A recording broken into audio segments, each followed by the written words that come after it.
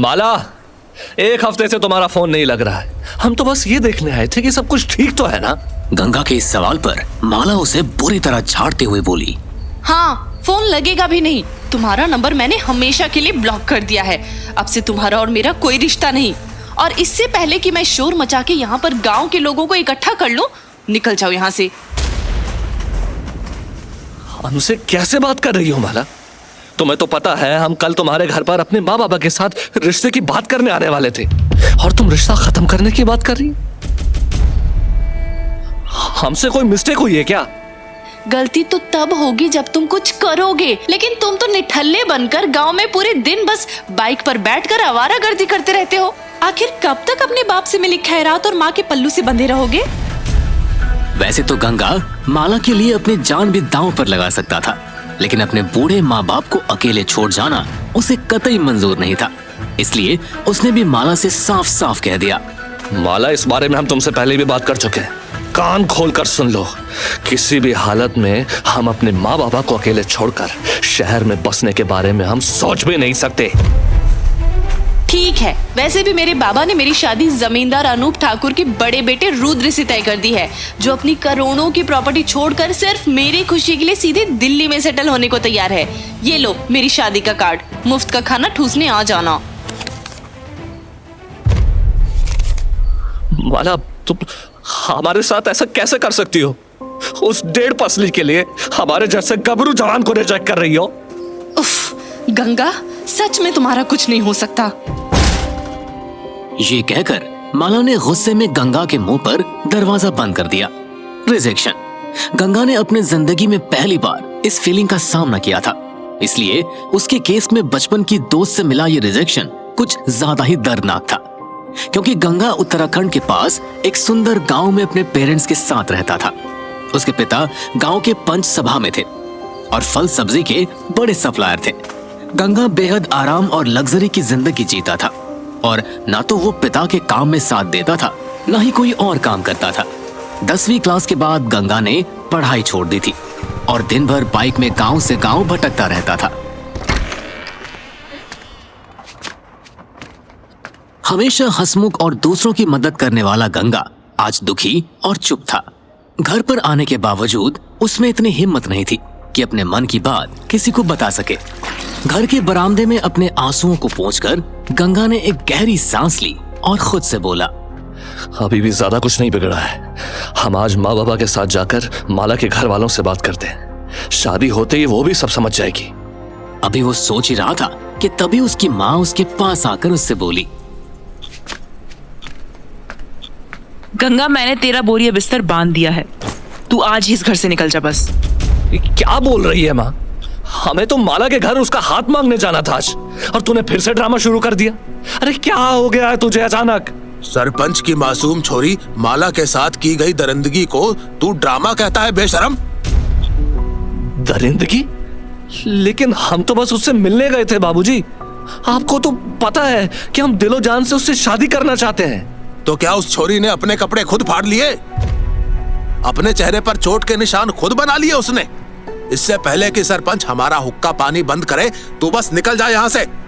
गंगा को इस वक्त बिल्कुल समझ नहीं आ रहा था कि आखिर जो 3 लोग उसकी जिंदगी में सबसे ज्यादा मायने रखते थे, वो अचानक से उसके खिलाफ कैसे हो गए थे।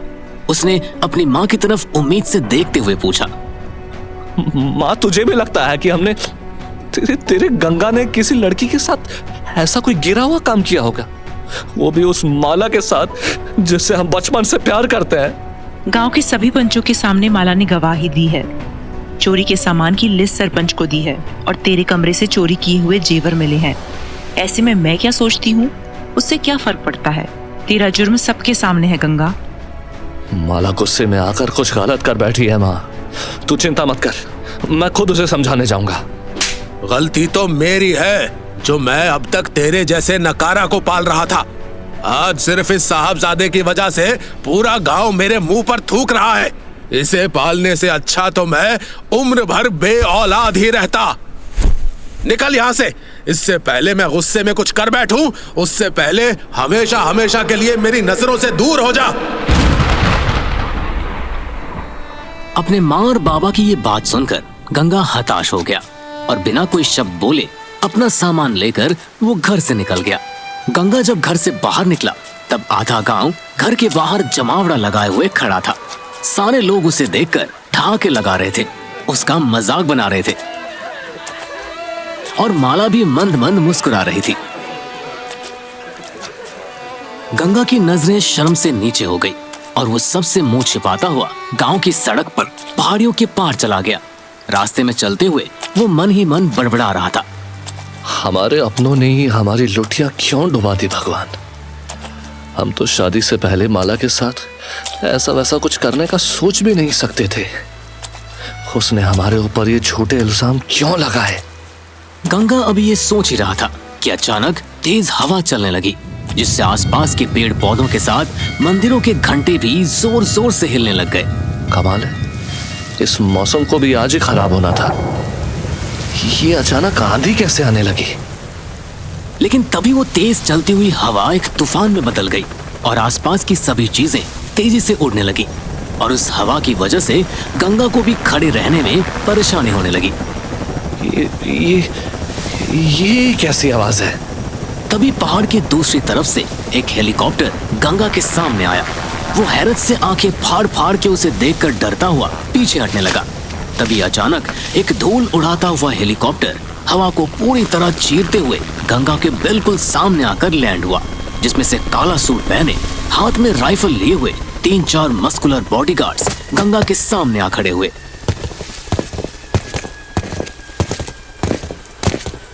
हेलो मिस्टर गंगा, आप है ना? हाँ, लेकिन आप लोग कौन है और हमसे चाहते क्या हैं आप? देखिए, बाकी गांव वालों की तरह आपको भी बता देते हैं कि हमने सच में कोई गलत काम नहीं किया। आप मिस्टर गंगा, हम आपको गिरफ्तार करने नहीं बल्कि पूरी रिस्पेक्ट के साथ रिसीव करने आए हैं। हम गांव से जरूर हैं, लेकिन इतना तो हमें भी पता है कि हाथ में बंदूक लाकर इज्जत नहीं, सीधे एनकाउंटर किया जाता है। डोंट वरी मिस्टर गंगा, आप हमारे साथ बिल्कुल सेफ हैं। हम आपको इस रिमोट लाइफ से दूर आपकी असली जगह पहुंचाने आए हैं। आप चाहे हमें कोई भी पट्टी पढ़ा लें, लेकिन हम अपने माँ बाबू जी को यहाँ गांव में अकेला छोड़कर नहीं जाएंगे। माफ कीजिएगा सर, गांव में मौजूद वो लोग आपके असली माँ बाप नहीं हैं। इनफैक्ट आपको गांव से निकालकर वो हमारे ऑर्डर्स को ही फॉलो कर रहे थे। If I tell you more clearly, उन लोगों को आपको पालने की भारी पेमेंट दी गई थी। उन गार्ड्स की बात सुनकर गंगा की दुनिया ही हिल गई और इस वक्त तक उसकी सोचने समझने की शक्ति खत्म हो चुकी थी, इसलिए उसने वहां से भागना ही ठीक समझा। रुकिए, मेरी पूरी बात तो सुनिए सर। हम तुम्हारे साथ कहीं नहीं जाने वाले। Mates, follow him. We have to catch this guy at any cost. इतना कहकर वो गार्ड्स भी गंगा के पीछे पीछे भागने लगे, लेकिन अंधेरे और टाइट फिटिंग सूट्स की वजह से वो गार्ड्स फुर्ती से भाग रहे गंगा को पकड़ ही नहीं पा रहे थे। Please please try to understand sir. रुक जाइए, हम आपको जबरदस्ती नहीं ले जाना चाहते। कितनी भी कोशिश कर लो, लेकिन गंगा को उसकी मर्जी के बगैर किसी का पाप भी नहीं ले जा सकता। गंगा हंसते हुए जंगल में भाग ही रहा था। तभी अचानक भागते भागते उसके पजामे का नारा एक पेड़ की डाली में फंसकर खुल गया और उसका पजामा गिरने की वजह से वो धम से जमीन पर गिर गया। गंगा के जमीन पर गिरते ही 3-4 गार्ड्स ने बिना देरी किए उसके हाथ पैरों को कसकर पकड़ लिया। छोड़ दो हमें। देखो, हम उस तरह के आदमी नहीं हैं। देखो, अगर तुम सब लोगों ने हमारे साथ कुछ उल्टा सीधा करने की कोशिश की तो हम चिल्लाएंगे। सरपंच के घर उठना बैठना है हमारा। ये कहकर गंगा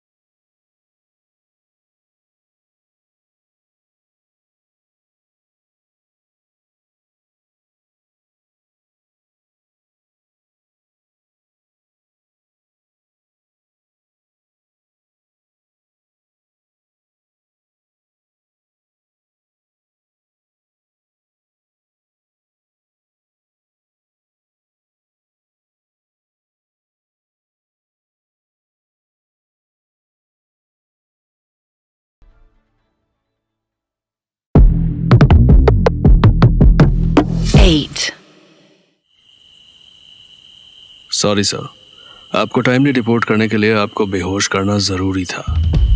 गार्ड्स ने गंगा पर कोई बुलेट नहीं बल्कि उसको बेहोश करने के लिए एक ट्रैंक्विलाइजर शूट किया था।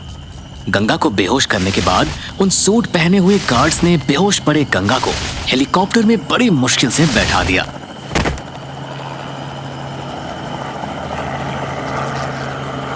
और देखते देखते हेलीकॉप्टर गंगा के गांव से उड़ गया और सीधे मुंबई की tallest business tower Agnihotri industries के हेलीपैड पर लैंड हुआ। Wake up sir, we have reached our destination. कहाँ आ गए ये? क्या हम स्वर्ग में हैं? No sir, even better, we are on the famous Agnihotri tower. Agnihotri industries world की टॉप मोस्ट पावरफुल इंडस्ट्रीज में से एक थी और दुनिया के हर कंट्री में उनके मल्टीपल बिजनेसेस प्रेजेंट थे। उनका मुंबई टावर वर्ल्ड का मोस्ट एक्सपेंसिव स्ट्रक्चर था जिसके रूफ पे अभी गंगा हेलीकॉप्टर से उतरा था। ऐसी आलीशान जगह गंगा ने सपनों में भी नहीं देखी थी। हाँ, तो शहरों में बिल्डिंग के अंदर घुसने का रास्ता छत से होता है।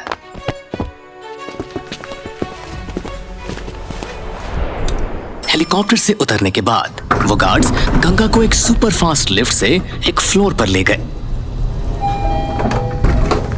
फुटबॉल ग्राउंड जितने बड़े से उस फ्लोर के अंदर आर्टिफिशियल वाटरफॉल्स, एक आर्टिफिशियल रिलैक्सेशन गार्डन देख गंगा का मुंह खुला का खुला रह गया। वो अग्निहोत्री टावर्स की शान देखकर बौखला सा गया था। अरे भाई साहब, इतनी ऊंची बिल्डिंग बना दी और सारी की सारी कांच की। अरे कम से कम कांच पे पर्दा तो डाल लेते। हमारे गांव में मिस्टर गंगा, प्लीज यहाँ चुप हो जाइए वरना मुझे आपका मुंह बंद करना पड़ेगा। हाँ, मगर सब कुछ अलग सा है यहाँ, तो हम थोड़ा उत्तेजित हो रहे हैं। बड़बड़ाते हुए गंगा को गार्ड्स ने और कस के पकड़ लिया और उसे वहां एक बड़े से पूल पर बने ग्लास ऑफिस में गंगा को एस्कॉर्ट करते हुए ले गए, जहां कंपनी का ऑपरेशंस हेड मिस्टर चंद्रजीत अपने लग्जूरियस ऑफिस में गंगा को देख अपनी सीट से उठ खड़ा हुआ। और चंद्रजीत जिस जोश से गंगा को ग्रीट करने बढ़ा था, उसी तेजी से उसके चेहरे की खुशी कंफ्यूजन में बदल गई। इज दिस अ जोक और व्हाट? क्या ये जाहिल गंवार है हमारे बॉस मिस्टर अग्निहोत्री के सन? मिस्टर अग्निहोत्री को जहां लोग उनके बिजनेस सेंस से ज्यादा उनकी ग्रैंड और एलिगेंट पर्सनालिटी की वजह से जानते थे, उनके इस एम्पायर का एयर ये है गंगा प्रसाद। ये तो ठीक से खड़ा भी नहीं हो पा रहा यहाँ। तुम लोग सही आदमी को पकड़ कर तो लाए हो ना, या फिर गांव में जो आदमी सबसे पहले नजर आ गया उसे पकड़ के ले आए? This piece of circus, this disgrace can't be the successor of this company. Sir, we are 100% sure that यही मिस्टर अग्निहोत्री का सन है। We have done all research and background check on him. उसके बाद ही इसे लाए हैं। चंद्रजीत जितनी बार गंगा को देख रहा था उतनी बार गंगा अपने सारे दांत बाहर निकालकर हंस रहा था। वो चंद्रजीत को सर से पैर तक बस घूरे ही जा रहा था। What the hell? Now he's making me uncomfortable. पता नहीं कैसे कैसे नमूनों से पाला पड़ने वाला है अब। गार्ड्स, इसको मीटिंग रूम में इन देहाती कपड़ों में नहीं ले जा सकते। ए चाचा, क्या खराबी है हमारे 100% स्वदेशी कुर्ते में? और जून के महीने में ये ठंडी ठंडी हवा कहाँ से आ रही है? थोड़ा सब्र करो, कुछ टाइम में सब पता चल जाएगा। Fast guys, change his wardrobe. We need to transform this guy ASAP. He should look like a true business tycoon. Chandrajit के कहते ही कंपनी के वार्डरोब एक्सपर्ट ने आकर गंगा का कुर्ता पजामा बदलकर उसे world's most expensive three-piece business suit, चप्पल बदलकर क्रोकोडाइल लेदर शूज और उसका फीचर फोन बदल के उसे एक पेटेंटेड टेक्नोलॉजी वाला सैटेलाइट फोन दे दिया। गोबर को कितना भी डेकोरेट कर लो, साला बास मारना नहीं छोड़ेगा। यही हाल इसका है, इसका और कुछ नहीं हो सकता। अब ले जाओ इसे office. Go take him to the meeting and ध्यान रखना वहां पर ये कोई बखेड़ा शुरू ना कर दे। अरे इन कपड़ों में हम खुजाएंगे कैसे? और अगर खुजा लिए तो सहलाएंगे कैसे? चंद्रजीत के ऑर्डर्स के बाद गार्ड्स गंगा को सीधे कॉन्फ्रेंस रूम में ले गए। जहां पहुंचते ही पहली बार पॉलिश्ड फ्लोर पे फॉर्मल शूज पहनने की वजह से गंगा अचानक चलते चलते गिर पड़ा। राम। गंगा को ऐसे गिरा हुआ देख कंपनी का जनरल मैनेजर सौरभ उसका मजाक उड़ाते हुए बोला, अरे देखो देखो, बूढ़ी घोड़ी लाल लगाम। इस गांव के गवार को कौन ले आया यार यहाँ? कोई इसको यूपीएससी कोचिंग सेंटर पर छोड़कर आओ यार। सौरभ सर, चंद्रजीत सर ने इन्हें यहाँ प्रोडक्ट की प्रॉब्लम सॉल्विंग के लिए भेजा है। क्या? ये चौथी फेल अब हमारे मल्टी मिलियन प्रोडक्ट की प्रॉब्लम सॉल्व करेगा? चंद्रजीत सर से कह देना, ये जाहिल कंपनी के लिए खुद एक बहुत बड़ी प्रॉब्लम होने वाला है। लेकिन चंद्रजीत सर के क्लियर ऑर्डर्स हैं कि मिस्टर गंगा प्रसाद को यूटिलाइज करना होगा। It is very important for our company's future sir. Guard Saurabh को मैटर की अर्जेंसी समझा ही रहा था, तभी गंगा अचानक से बोल पड़ा, गंगा को कम मत समझिए बाबूजी, गांव की जमीन के बड़े बड़े मसले बिना मारपीट के सुलझाए हैं हमने। अच्छा तो ध्यान से सुन, हमारी कंपनी को अपनी ब्यूटी ट्रीटमेंट की क्रीम को स्मूथ बनाने के लिए एक सस्ते अल्टरनेटिव की जरूरत है, जिससे हमारा प्रोडक्ट ब्यूटी पार्लर के लिए अफोर्डेबल बन सके और हम B2B सप्लाई में अपने कॉम्पिटिटर्स को बीट कर सके नेक्स्ट फाइनेंशियल क्वार्टर में। Do you know what B2B is और what is financial quarter? B2B पता नहीं, क्वार्टर तो हमें बस देसी दारू में पता है, लेकिन हाँ, हम क्रीम के लिए गांव में मिलने वाली लोमी मिट्टी को यूज कर सकते हैं। कर दी ना गंगा प्रसाद वाली बात। पार्लर वाले लोग क्या तेरी देहाती मिट्टी इस्तेमाल करेंगे? गार्ड, चंद्रजीत सर से कह देना इस गवार को जिस गटर से उठाकर लाए हैं वहीं जाकर इसको वापस फेंकाएं। सौरभ के साथ बाकी ऑफिस के लोग गंगा का मजाक उड़ा ही रहे थे। तभी मीटिंग हॉल में बैठी कंपनी की R&D एक्सपर्ट सुहाना बोली, 1 minute, Saurabh sir. But I am interested in this loamy soil thing. Can I ask Mr. Ganga more about this? हाँ, sure. Doctor Suhana, you can absolutely carry on. इसी बहाने हम भी थोड़ा और हंस लेंगे। Mr. Ganga, I am just curious कि हाई लेवल पर मैन्युफैक्चरिंग करते वक्त आप इस सॉइल में होने वाली अडल्टरेशन, क्रैक्स, बेसिकली बिना इंफ्रास्ट्रक्चर के क्वालिटी विद क्वांटिटी कैसे मेंटेन करेंगे? गौरी मैडम, आपकी पूरी ये पटर पटर अंग्रेजी तो हमारे सर के ऊपर से चली गई, लेकिन फिर भी गंगा 1-2 शब्दों से ही आपके दिल की बात पूरी तरह समझ गया है। तो मैडम, मिट्टी की क्वांटिटी तो हमारे गांव में बहुत है, और बात रही क्वांटिटी की, तो मैडम क्वांटिटी चेक करे बगैर तो हम धोने का पानी भी इस्तेमाल नहीं करते।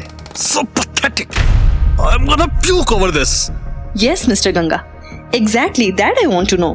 कि आप गांव जैसी जगह में अपने क्रॉप्स के लिए बेस्ट क्वालिटी ऑफ सॉइल कैसे चूज करते हैं? इसके पीछे आपका क्राइटेरिया क्या रहता है? अरे इसमें कौन सी बड़ी बात है मैडम, केवल 2 मिनट का काम है। मिट्टी को हाथ में लो, उस पर पानी डालो। आगे?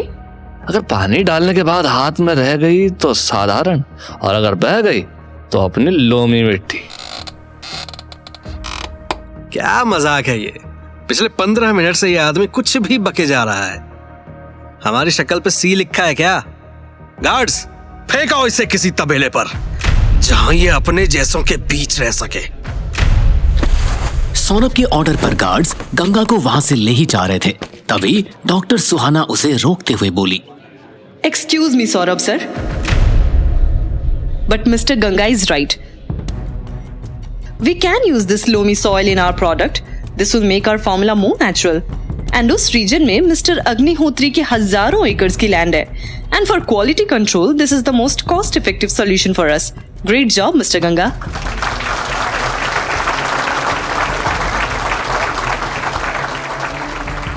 डॉक्टर सुहाना के मुंह से ये बात सुन के ही सौरभ का मुंह खुला का खुला रह गया और वो गंगा को कोसते हुए बोला, This bloody देहाती, मुझे जल्द से जल्द चंद्रजीत सर से बात करनी होगी, वरना हमारी ये अग्निहोत्री इंडस्ट्री पानीहोत्री बनते देर नहीं लगेगी।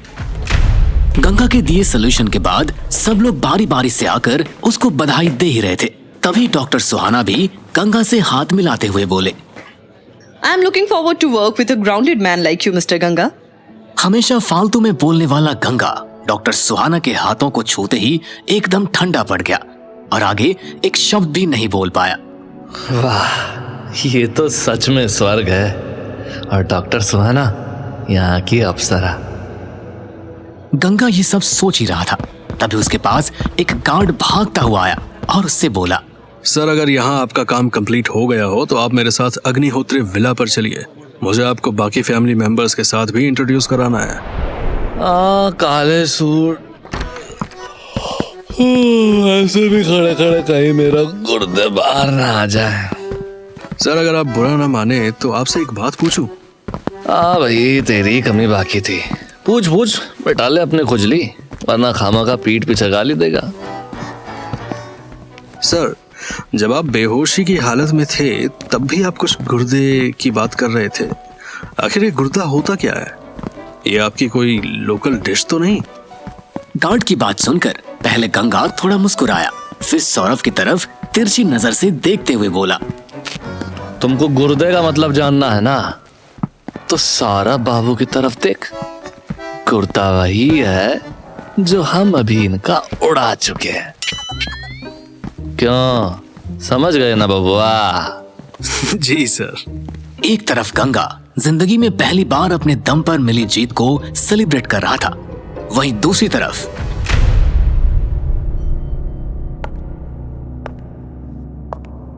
एक अंधेरे कमरे में काला कोट पहना हुआ आदमी गंगा की तस्वीर पर चाकू से निशाना लगा रहा था। अग्निहोत्री इंडस्ट्रीज को मिट्टी में मिलाने के लिए फाइनली हमें अपना नेक्स्ट टारगेट मिल गया है। Ganga, I am coming for you. यह कहकर उस आदमी ने अपने कमरे में खड़ी बकरी की गर्दन उड़ा दी।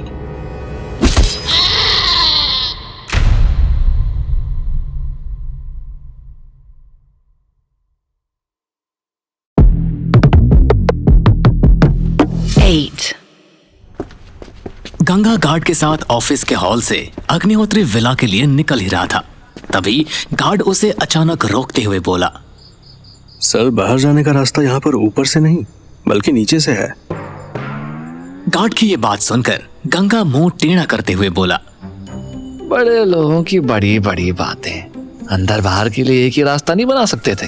सर वो हम लोग बिल्डिंग के बाहर सड़क पर चॉपर नहीं उतार सकते ना, इसलिए। राय ससुर के नाती, तो बंगले पर भी ऊपर से जाने का रास्ता बनाओ ना यार। जी sir, we are definitely working on that. ये कहने के बाद वो गार्ड गंगा को लिफ्ट में बैठाया और बिल्डिंग के पार्किंग एरिया में ले गया। जहां खड़ी गाड़ियों को देखकर गंगा हैरान होकर बोला, अरे अब ये गाड़ियों के शहर में कहाँ ले आया गुरु? बंगले में ले जाने का इरादा भी है या नहीं? गंगा के बोलते ही गार्ड एक लग्जरी सेडान का दरवाजा खोलते हुए बोला, जी सर, प्लीज इस कार में बैठिए, अब हम सीधे विला में जाकर ही रुकेंगे। ये कहकर वो गार्ड गंगा को कार में पीछे बैठाकर खुद आगे बैठने लग गया, लेकिन गंगा उसे तुरंत रोकते हुए बोला, हमें चूतिया समझे हो क्या जो हमें पीछे बैठा रहे हो? इस गाड़ी में आगे तो हम ही बैठेंगे। बट सर सिक्योरिटी रीजंस की वजह से आपका पीछे बैठना ही सबसे बेस्ट होगा। सर पीछे वाली सीट पर आप ज्यादा कंफर्टेबल रहेंगे। काम में पहले हमारा बाप भी यही कहकर आगे बैठ जाता था, अब तुम लोग सुरक्षा के नाम पर पेल रहे हो। लेकिन इस बार बेवकूफ बिल्कुल नहीं बनेंगे। गार्ड्स को इस बार गंगा के आगे बैठने की जिद माननी पड़ी और खुद पीछे बैठना पड़ा। गंगा जिद करके आगे बैठ तो गया था, लेकिन पार्किंग से निकलते वक्त उसके घुमावदार रास्तों को देखकर उसे चक्कर आ रहे थे। अरे यार, इतने मोड़ तो हमारे पहाड़ी रास्तों में भी नहीं थे। चलते चलते अचानक कार ट्रैफिक सिग्नल पर आकर रुक गई, जिसे देख गंगा गार्ड से बोला, अरे काले सूट, चिच्चा से बोल देना कि बंगले पर भी ऊपर से आने का रास्ता जल्द से जल्द बना दे, वरना इस गाड़ी में तो हमारा बहुत वक्त बर्बाद हो रहा। और हम यहाँ जाम में फंस गए तो वहाँ सुहाना मैडम के साथ काम कौन करेगा? गंगा की बात सुनकर गार्ड अपने मन ही मन बोला, कल चंद्रजीत सर से कहकर अपना ट्रांसफर मांग लूंगा।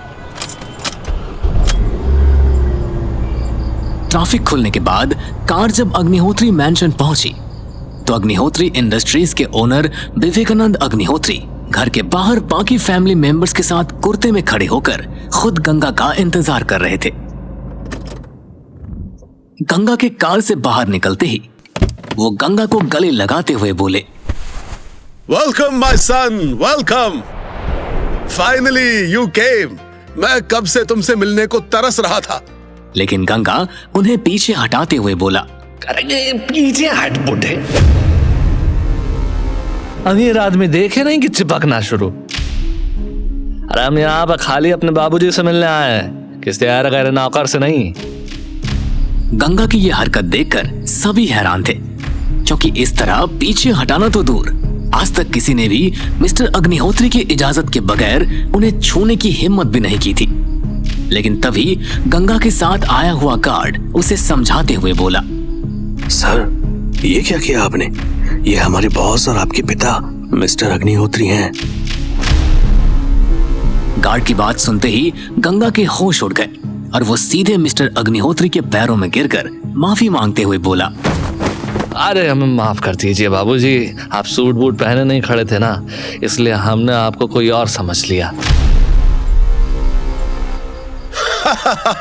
अरे माफी तो तुमसे हमें मांगनी चाहिए बेटा, जो हमने तुम्हें अपने से दूर रखा। इधर आओ बेटा, तुम्हारी जगह हमारे पैरों में नहीं बल्कि हमारे दिल में है। इधर गंगा और मिस्टर अग्निहोत्री आपस में मिलकर अपने गिले शिकवे मिटा रहे थे। वहीं दूर खड़ी उसकी चाची मतलब शकुंतला अग्निहोत्री मन ही मन सोच रही थी, अच्छा खासा मेरा बेटा रोहन इस साल कंपनी का सीईओ बनने वाला था, लेकिन पता नहीं कहां से भाई साहब ये बरसों पुराना बीज सामने आ गया। वहीं मिस्टर अग्निहोत्री से गले मिलने के बाद गंगा उनसे शिकायत करते हुए बोला, बाबूजी हम आपसे नाराज हैं, आपने हमें अपने आप से इतना दूर काहे रखा? चिंता मत करो बेटा, वक्त आने पर तुम्हें सब कुछ पता चल जाएगा। लेकिन सबसे पहले तुम। कोई नहीं बाबूजी, गलती इंसान से ही होता है, लेकिन अब हम आ गए हैं ना, अब हम आपकी कंपनी को अच्छी तरह संभाल लेंगे। गंगा की यह बात सुनकर मिस्टर अग्निहोत्री थोड़ा हिचकते हुए बोले, उस बारे में बाद में बात करते हैं बेटा, पहले तुम अंदर चलो। नहीं बाबूजी, हमने पिक्चरों में यही देखा है कि बेटे के आते ही बाप कंपनी उसके नाम कर देता है।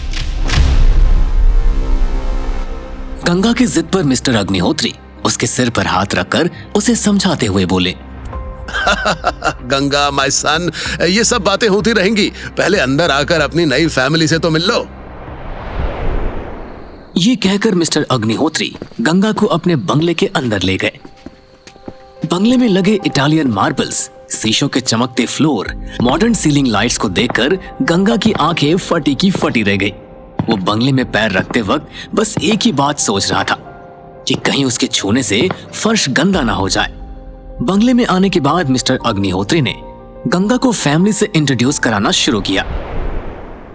देखो गंगा, ये है तुम्हारी चाची शकुंतला, और अपने चाचा चंद्रजीत से तो तुम मिल ही चुके हो। ये है तुम्हारी चचेरी बहन काव्या, और ये है तुम्हारी माँ नयनी। अरे बाबूजी, आप इन्हें ऐसा क्या खिलाते हो? कहा कि दिखने में तो ये हमसे भी जवान लग रही हैं। गंगा, असल में तुम्हारी असली माँ नीतू के जाने के बाद मैं अकेला पड़ गया था, और मेरे इस अकेलेपन में नयनी ने मेरा काफी साथ दिया था। बाबूजी, आप भी हमारी तरह रंगीन मिजाज के हैं। हमें भी ऑफिस में एक लड़की पसंद है, हमारी सेटिंग भी। ये सब बातें तो होती रहेंगी गंगा, खाना लग चुका है बेटा, तुम मुंह हाथ धोकर पहले खाना खा लो। हाथ धोने के बाद जैसे ही गंगा अग्निहोत्री खानदान की बड़ी सी डाइनिंग टेबल पर बैठा तो वहां रखे चमकते बर्तनों को देखकर उसे अपनी आंखों पर यकीन नहीं हुआ। तभी एक सर्वेंट गंगा के पास एक केटली में पानी लेकर आई और बोली, सर अपने हाथ आगे कीजिए। अरे दीदी, पानी में गुलाब है तो इसका मतलब हाथ से थोड़ी पियेंगे। अगर पानी पिलाना है तो थोड़ा तमीज से गिलास में दीजिए ना। गंगा की ये बात सुनकर खाना खा रहे मिस्टर अग्निहोत्री उससे बोले, बेटा वो पानी पीने के लिए नहीं बल्कि हाथ धोने के लिए है। मिस्टर अग्निहोत्री की बात सुनकर गंगा चुप पड़ गया और चुपचाप अपने हाथ धुलाने लगा। लेकिन अपने सामने खाने को देखकर वो अचानक से चिल्लाकर बोला, माफ कीजिए लेकिन सलाद में हम खाली मूली और अचार खाना पसंद करते हैं, इसलिए ये सब यहाँ से हटा लीजिए। लेकिन सर यही डिनर है। उस सर्वेंट की ये बात सुनकर गंगा का दिमाग खराब हो गया और वो चौंकते हुए बोला, क्या? ना सब्जी ना रोटी ना चावल, पेट भरने के लिए दही में डूबे बस ये पत्ते। मिस्टर अग्निहोत्री गंगा को शांत कर ही रहे थे, तभी उसकी चाची शकुंतला बीच में बोल पड़ी, माफ करना गंगा, लेकिन हमारे घर पर ये खाना नौकर खाते हैं, वो भी जमीन पर बैठ के स्टील के बर्तन में। हमें तो उसकी महक से भी उल्टी आती है बेटा। शकुंतला, अगर ऐसी बात है तो अब से हम अपना खाना जमीन पर बैठकर और गांव जैसे स्टील के बर्तनों में ही खाएंगे। क्यों, ठीक है ना बाबूजी? ये कहकर गंगा अपना रुमाल बिछाकर जमीन पर बैठ गया और स्टील के बर्तन में अपना देसी खाना खाने लग गया। हरिओम। मिस्टर अग्निहोत्री भी खाना खत्म करने के बाद गंगा के पास आए और उसके कंधे पर हाथ रखते हुए बोले, चलो बेटा, तुम थक गए होगे ना, मैं मारिया से कहकर तुम्हें तुम्हारा कमरा दिखा देता हूँ। लेकिन तभी शकुंतला फिर से गंगा पर टॉन्ट मारते हुए बोली, मेरी बात का बुरा मत मानिएगा भाई साहब, लेकिन गांव से आए गंगा को हमारे मखमली बिस्तर पर नींद नहीं आएगी, इसलिए कुछ दिन इसको सर्वेंट क्वार्टर में सुलाना ठीक रहेगा। क्या कह रही हो शकुंतला? अब हमारा बेटा नौकरों के बीच रहेगा? नहीं बाबूजी, चाची ठीक कह रही है। हमारे जैसे चादर पर सोने वाले आदमी के लिए अभी नरम बिस्तर औकात से बाहर है। ये कहकर गंगा एक अकड़ के साथ वहां पर खड़े नौकर के पीछे सर्वेंट क्वार्टर के लिए निकल गया। लेकिन सर्वेंट क्वार्टर में फैली भीड़ को देखकर गंगा की सारी अकड़ ढीली पड़ गई, क्योंकि सर्वेंट कोटा में सोने की जगह के लिए सभी नौकरों के बीच आपस में मारा मारी चल रही थी। बेचारे गंगा को समझ ही नहीं आ रहा था कि वहां पर आखिर चल क्या रहा था। यार, सुबह कहाँ आसमान में उड़ रहे थे, अब सीधा जमीन पर आ गए। तभी उन लड़ रहे नौकरों के बीच से एक सुंदर सी लड़की गंगा के पास आकर बोली, तुम यहाँ पर क्या नए आए हो? गंगा उसे देखते ही उस पर लट्टू हो गया और उसके करीब आकर बोला, हाँ, हम गंगा हैं, यहाँ पर आज ही भर्ती हुए हैं। और आप? एक तरफ गंगा अपनी नई जिंदगी में फिट होने की कोशिश कर रहा था, वहीं दूसरी तरफ चंद्रजीत अपने कमरे में बिना कपड़ों के शकुंतला की बाहों में लेटा हुआ था। आज तो तूने भाई साहब के सामने उस गंगा को बुरी तरह धो दिया जान। और क्या, बरसों से अपने रोहन के लिए बचाई हुई कंपनी किसी गांव के गवार को थोड़ी लेने दूंगी। तू चिंता मत कर शकुंतला, मैंने पूरे इंतजाम कर दिए हैं। वो गंगा कल का उगता सूरज नहीं देख पाएगा।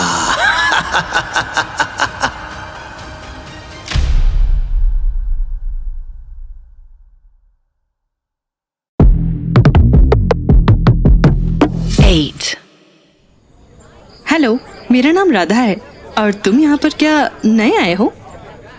अरे नहीं, वो तो हमें बंगले के बिस्तर पर नींद नहीं आती, इसलिए बस कुछ दिन यहीं के खाट पर सोने आए हैं। अगर उस पर चैन की नींद आए तो अपने आलीशान कमरे में वहीं मंगा लेंगे। गंगा की लंबी चौड़ी बातें सुन राधा को अंदाजा लग चुका था कि गंगा की बुद्धि में थोड़ी चवन्नी कम जरूर है। इसलिए गंगा को समझाते हुए उसने कहा, जो भी हो गंगा जी, लेकिन सर्वेंट क्वार्टर्स में आपको बिना प्रॉपर यूनिफॉर्म के कोई अंदर नहीं घुसने देगा। राधा की ये बात सुनकर गंगा एकदम से भड़क गया। अरे तो क्या यहाँ पर हम नौकरों वाले कपड़े पहनेंगे? हम यहाँ मजदूरी करने आए दिखाई देते हैं क्या? अगर बाहर किसी को इस बारे में पता चला तो हमारी क्या इज्जत रह जाएगी? हैं? देखो मिस्टर, जो मैं बता सकती थी वो मैंने बता दिया। आगे तुम्हें कपड़े पहनने हैं तो पहनो, नहीं तो तुम्हारी मर्जी। ये कहकर राधा वहाँ से गुस्से में जा रही थी कि तभी वहाँ पर कुछ मौजूद सर्वेंट्स गंगा के पास आए और उससे बोले, हेलो, क्या आप ही गंगा सर हैं? प्लीज हमें अपनी सेवा का मौका दीजिए। गंगा के लिए आए सर्वेंट्स को देखकर राधा एकदम से शॉक्ड हो गई। चंद्रजीत सर के गार्ड्स यहाँ, कहीं ये फेंकू सच तो नहीं भूल रहा था। दूसरी तरफ चंद्रजीत शकुंतला को अपनी बाहों में लेकर सो ही रहा था। कि तभी अचानक से उसका फोन बज उठा। इतनी रात का है, अब कौन मर गया? Sir, we got mister Ganga, but sir उन्हें बिना किसी की नजरों में आए विला से निकालना बहुत मुश्किल है सर। तुम सालों को एक छोटा सा काम दिया था, तुमसे वो भी नहीं हो रहा। रुको, अभी मैं ही आता हूँ। ये कहते ही चंद्रजीत ने अपने ऊपर रखा शकुंतला का हाथ हटाया और लाइट खोलकर बाहर जाने के लिए कपड़े पहनने लग गया। लाइट खुलने की वजह से मीठी नींद में सो रही शकुंतला जाग गई। कहाँ जा रहे हो चंद्रा? हम तो सेकंड इनिंग खेलने वाले थे ना। नहीं शकुंतला, अभी मुझे उस देहाती को ठिकाने लगाने जाना है। बस एक बार ये गंगा ठिकाने लग जाए, फिर तुम जितना चाहोगी मैं तुम्हें उतनी बार प्यार करूंगा।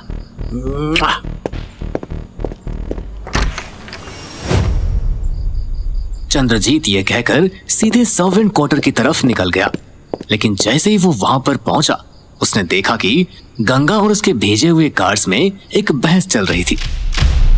इस बार हम तुम काले कोटन के साथ कहीं नहीं जाएंगे। अब की बार तो हमारे पजामा में लंगोट भी नहीं है। सर प्लीज हमारे साथ कोऑपरेट कीजिए, हमें आपको ले जाने का स्ट्रिक्ट ऑर्डर मिला है। अरे अभी हमारे सोने का टाइम हो रहा है, हमसे जो भी बात करनी है कल ऑफिस में आकर करना। सर हम आपसे आखिरी बार रिक्वेस्ट कर रहे हैं, वरना हमें जबरदस्ती करनी पड़ेगी। मामले को बिगड़ता देख चंद्रजीत गार्ड्स के सामने पहुंच गया और गंगा को दिखाने के लिए गार्ड्स को डांटते हुए बोला, ये क्या तरीका है बोलने का? तुम जानते भी हो कि तुम किससे बात कर रहे हो? अग्निहोत्री इंडस्ट्रीज का होने वाला मालिक है ये। लेकिन सर मिस्टर गंगा अपनी जिद के आगे समझने की कोशिश ही नहीं कर रहे हैं। चुप, मुझे खुद गंगा से बात करने दो। ये कहकर चंद्रजीत सीधे गंगा के पास जाकर बड़े प्यार से बोला, क्या हुआ गंगा बेटा, इन गार्ड्स के साथ जाने में तुम्हें कोई प्रॉब्लम है? अरे चचा, ये यहाँ काले कोट हमारा मना करने के बावजूद खामखा यहाँ से जबरदस्ती ले जाने का जिद कर रहा है। गंगा के तेवर देख चंद्रजीत फौरन समझ गया कि यहाँ पर गंगा को ऑर्डर देने से उसका काम नहीं चलने वाला है। बेटा, इन गार्ड्स को तुम्हारे पास मैंने ही भेजा है, क्योंकि अग्निहोत्री खानदान का वारिस सर्वेंट क्वार्टर में सोए ये तो मैं बर्दाश्त नहीं कर सकता ना बेटा। इसलिए तुम्हारी पसंद के बिस्तर का इंतजाम मैंने दूसरे बंगले में कर दिया है। आपको हमारी इतनी फिक्र कैसे होने लगी? कल तो आप सबके सामने हमें देहाती, गंवार, गोबर बुद्धि पता नहीं का कह रहे थे। हाँ बेटा, पहले तुम्हारे बारे में मैं यही सोचता था, लेकिन कल की मीटिंग के बाद तुम्हारे बारे में मेरी सोच पूरी तरह बदल गई है। हमारी एक्सपर्ट सुहाना ने तुम्हारे बारे में सब बताया मुझे। चंद्रजीत की मुंह से अपनी तारीफ सुनकर गंगा थोड़ा शर्मा गया और इतराते हुए एक घमंड के साथ बोला, हाँ चचा, वो तो है, गंगा जहाँ जाता है अपनी एक छाप जरूर छोड़ जाता है। वैसे भी सर्वेंट क्वार्टर में गंगा के लेवल की जगह नहीं है। हम गार्ड्स के साथ अपनी असली जगह जाने के लिए तैयार हैं। गंगा के ये कहते ही चंद्रजीत के मुंह पे एक शैतानी हंसी आ गई। वो सीधे गार्ड्स के पास गया और बोला, ले जाओ इस जाहिल को यहाँ से और ऐसे गटर में काट के बहा देना जहाँ से इसकी हड्डी भी ना मिले। Don't worry sir, we planned everything. ये कहकर गार्ड्स गंगा को बिना किसी परेशानी के वहां से ले गए। उनके जाने के बाद चंद्रजीत मन ही मन खुश होते हुए बोला, हमारा काम हो गया शकुंतला। अपने बेटे रोहन को अग्निहोत्री इंडस्ट्रीज का मालिक बनने से कोई नहीं रोक सकता।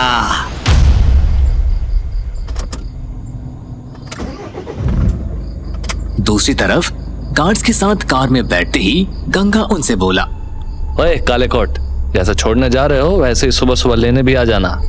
शायद तुम लोगों को अंदाजा ना हो, लेकिन अग्निहोत्री इंडस्ट्रीज का पूरा भार हमारे इन मजबूत कंधों पर है। Yes sir. पूरे रास्ते गंगा की बकबक सुनने के बाद गार्ड्स ने कार को एक बड़े से पुल के पास लाकर रोक दिया। क्या हुआ काले कोट, गाड़ी को रात की ठंड लग गई का? नहीं सर, हमारी मंजिल आ गई है, आपको यहीं उतरना होगा। मंजिल और इस वीरान पुल पर? यार बात कुछ जमी नहीं। ये कहकर गार्ड्स ने गंगा को पुल के बीचों बीच उतार दिया और उस पर बंदूक तान कर खड़े हो गए। अरे देखो तुम लोग को हमें बेहोश करने की कोई जरूरत नहीं है भाई। इस बार तुम जहां कहोगे तुम्हारे साथ चलने को तैयार है भाई। अब तो समझ जा चूतिए, तुझे हम यहाँ मार कर धरती पर बोझ कम करने आए हैं। हे, तुम लोग हमसे मजाक कर रहे हो ना? देखो अभी इतनी सर्दी में इस सब का वक्त नहीं है, समझे? नहीं, इतनी रात को सर्दी में गाड़ी रोककर तेरे साथ हम मजाक करेंगे? गंगा, तेरे पास बस हमारे 3 गिनने तक का वक्त है। अब हम क्या करें? बचपन में माँ ठीक कहती थी कि अनजान आदमी के साथ कहीं मत जाना। अरे हम ही बेवकूफ थे जो बस एक बिस्तर के पीछे अपनी जान का सौदा कर बैठे। 1 2 3। गार्ड्स के 3 बोलने से पहले ही गंगा पुल से नीचे नदी में कूद गया और गंगा के कूदते ही गार्ड्स ने नदी में ताबड़तोड़ फायरिंग शुरू कर दी। तुम्हारी गन्स में जितनी भी गोलियां हैं सब भर डालो साले में। ये देहाती किसी भी हालत में जिंदा नहीं बचना चाहिए। अपनी बंदूकों को पूरी तरह खाली करने के बाद सभी गार्ड्स गंगा को नदी में ढूंढने चले गए, लेकिन काफी देर ढूंढने के बाद भी उन्हें नदी में गंगा का नामो निशान तक नहीं मिला। इस देहाती को जमीन खा गई या आसमान निकल गया। अब हम चंद्रजीत सर को क्या जवाब देंगे? कहीं गंगा की खबर सुनकर चंद्रजीत सर हमारा ही इनकाउंटर ना कर दे। ये कहते हुए वहां मौजूद सभी गार्ड्स अग्निहोत्री विला के लिए निकल गए।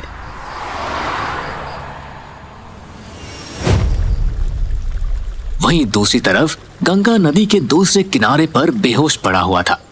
जैसे उसे होश आया वो अपने आप से रोते हुए बोला, हम ही बेवकूफ थे जो इन शहर वालों की बातों में आ गए। यहाँ शहर में सभी लोग हमसे जलते हैं। यहाँ इन लोगों की गुलामी करने से अच्छा तो हम अपने गांव में मजदूरी कर लेंगे। ये कहते हुए गंगा रोड पर चल ही रहा था कि तभी अचानक उसके पैरों में पहनी हुई चप्पल टूट गई। अच्छा, इस शहर में खुद का चप्पल साथ नहीं दे रहा है तो इंसान का देगा। जैसे गंगा चप्पल उठाने के लिए झुका, वैसे उसे कार तेज रोशनी के साथ उसकी तरफ आती हुई दिखाई दी। गंगा उस रोशनी को अपने पास आता हुआ देख टूटी हुई चप्पल के साथ ही वहां से दुम दबा के भागने लग गया। भाग ले गंगा, वरना इस बार गंगा मैया भी तुझे नहीं बचा पाएगी। गंगा की तरफ से आ रही उस कार में से एक ब्रिटिश गार्ड उतरा और गंगा को रोकते हुए बोला, mister Ganga, stop, otherwise I will shoot you. अरे इस बार चाहे हमारी जान भी क्यों ना चली जाए, हम किसी भी कीमत पर रुकने नहीं वाले। गंगा वहां से भाग ही रहा था, तभी उसे पीछे से मिस्टर अग्निहोत्री की आवाज आई। रुक जाओ गंगा बेटा। मिस्टर अग्निहोत्री की आवाज सुनकर गंगा के पैरों में अचानक से ब्रेक लग गई और वो वहीं के वहीं रुक गया। बाबूजी, आप का चंद्रजीत चाचा के साथ आप भी मिले हुए हैं? एक कदम भी आगे मत बढ़ाना गंगा।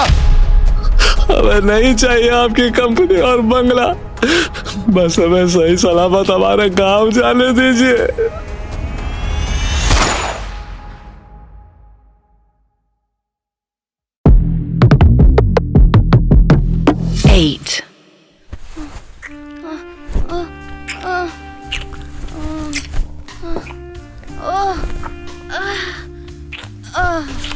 क्या हुआ चंद्रा? आज तो रात के 2 बजे भी काफी जोश में दिखाई दे रहे हो।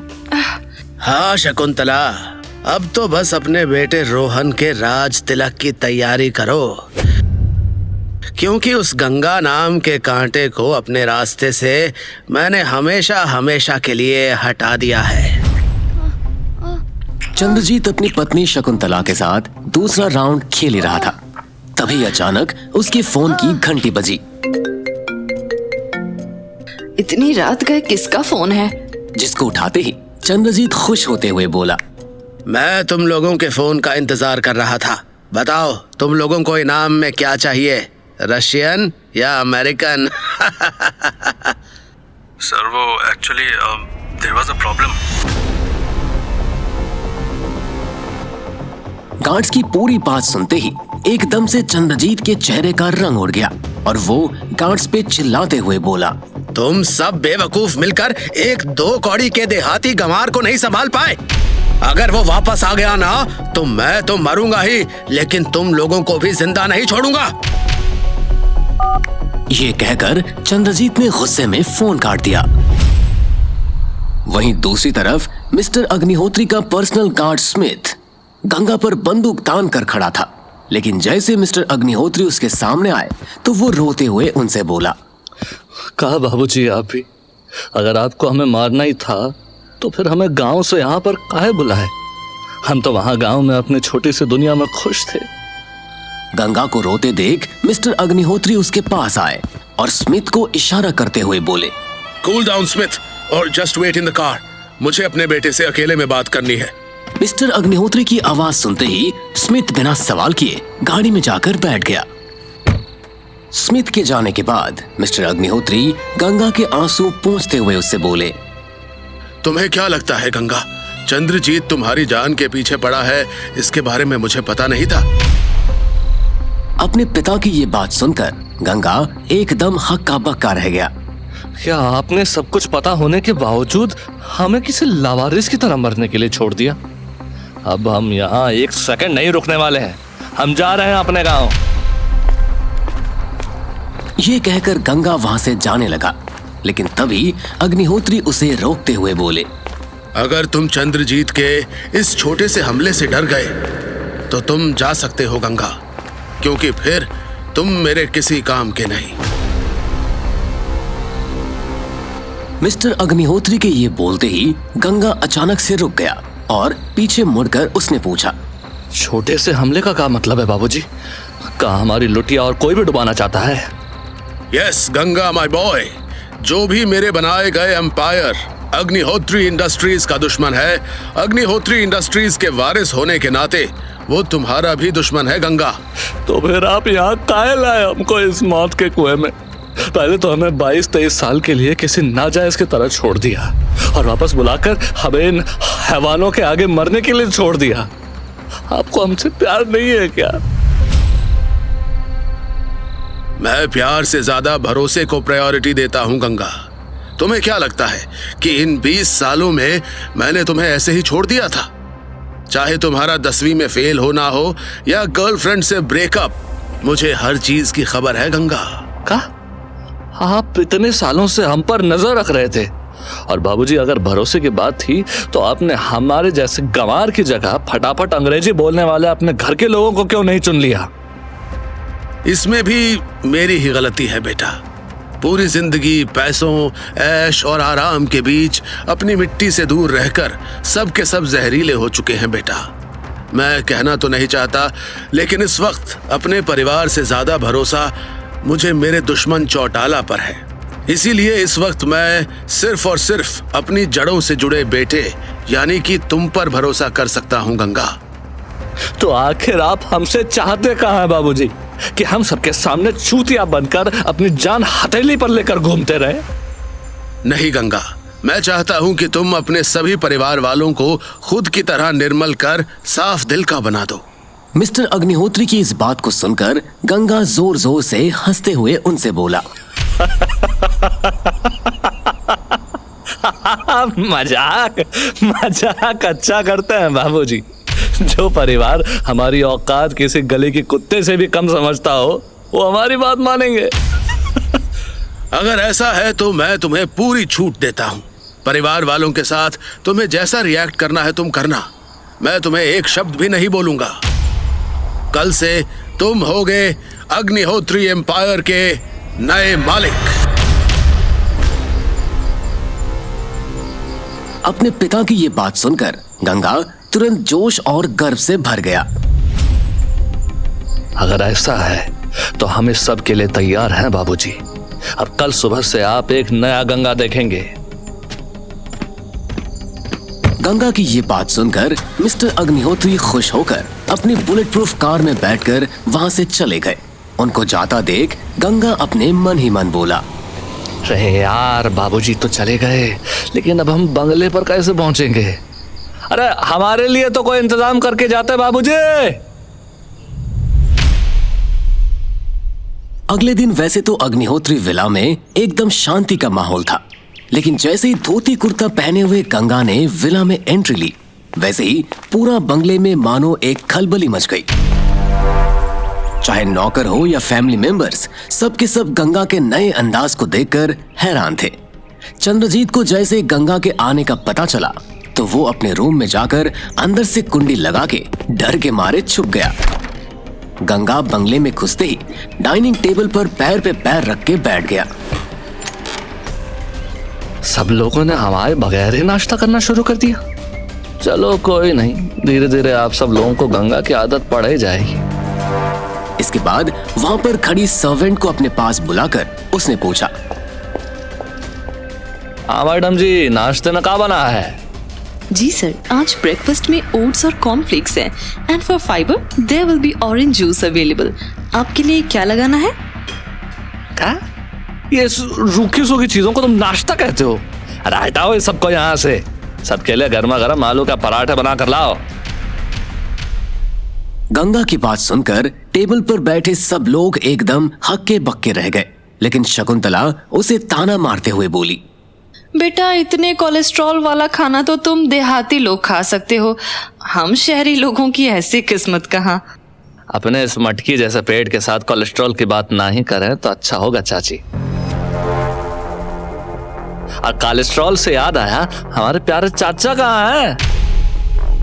चंद्रजीत का जिक्र आते ही शकुंतला थोड़ा घबरा गई और हड़बड़ाते हुए गंगा से बोली, वो गंगा बेटा, तुम्हारे चाचा जी की जरा तबीयत खराब है, इसलिए वो शायद आज आ नहीं पाएंगे। तुम्हें उनसे कोई काम था क्या? कुछ नहीं चाची, बस चाचा के पर्सनल अकाउंट में उनके प्रॉफिट का 10 करोड़ डलवाना था। लेकिन अगर वो यहाँ पर नहीं है तो मुझे वो पैसे अपने अकाउंट में पड़वाने पड़ेंगे। गंगा की ये बात सुनकर शकुंतला अगले ही सेकंड अपनी कुर्सी से खड़ी हो गई। अरे कैसी बात कर रहा है गंगा बेटा, तुम बुलाओगे तो तुम्हारे चाचा क्यों नहीं आएंगे? मैं अभी उन्हें बुला कर लाती हूँ। शकुंतला को किसी के सामने ऐसी भीगी बिल्ली बना देख डाइनिंग टेबल पर बैठे मिस्टर अग्निहोत्री की हंसी छूट गई।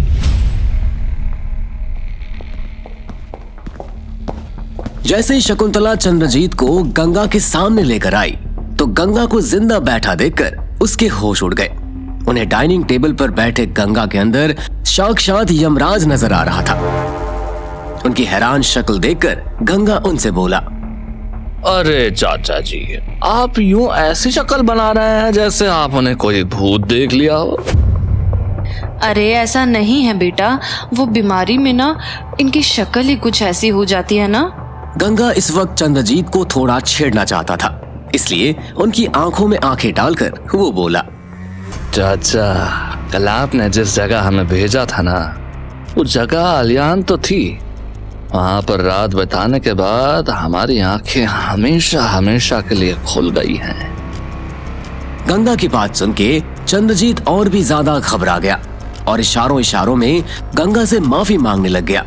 लेकिन गंगा उनको छेड़ते हुए दोबारा थोड़े मजाकिया अंदाज में बोला, अरे चाचा जी, लगता आपको अपनी तारीफ भी पसंद नहीं आ रही है। आप आज नाश्ता करके आराम करिएगा, बाकी की बात हम कल ऑफिस पहुंचकर करते हैं। क्यों? गंगा की ये बात सुनकर चंद्रजीत एकदम शॉक्ड हो गया, क्योंकि गंगा के ऊपर जानलेवा हमला कराने के बाद उन्हें उम्मीद नहीं थी कि गंगा उन्हें इतनी आसानी से माफ कर देगा। चंद्रजीत ये सब सोच ही रहे थे कि तभी देखो, गर्मा गर्म आलू के पराठे भी आ गए। सर्वेंट्स ने एक एक करके टेबल पर मौजूद सभी लोगों की प्लेट्स पर पराठे रख दिए।